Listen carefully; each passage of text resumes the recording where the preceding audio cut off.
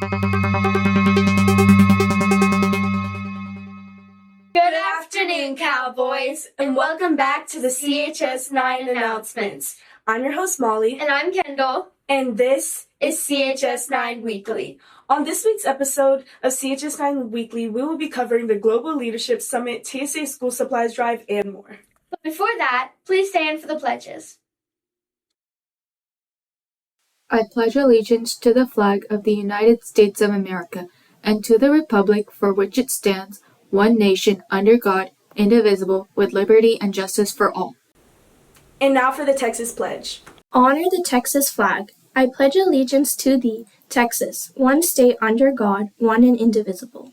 You may now be seated. To start things off, the Global Leadership Summit program is hosting an info meeting about an upcoming trip to Costa Rica and Puerto Rico for spring 2026.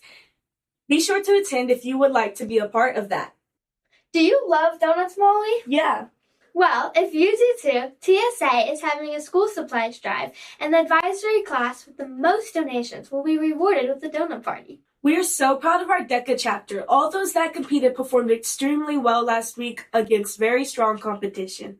Most of our first-year members competed head-to-head with experienced senior students. We had a record number advance to state as freshmen. Truly outstanding. The CHS theater program is putting on a Matilda musical.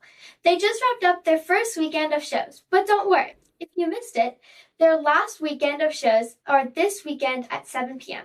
Students and staff tickets are $10 each, and the general admission ticket is $15. CHS9 family, as a reminder, when you leave class to go to the restroom, you need to go to the restroom closest to your classroom. The E-Hall restroom is only open during passing periods and lunch. Please use the closest restroom to your classroom. If you have any questions, please ask your teacher which restroom you're supposed to use. Would you like to join the French club? Perfect, because you can go to C114 to have fun and also practice French.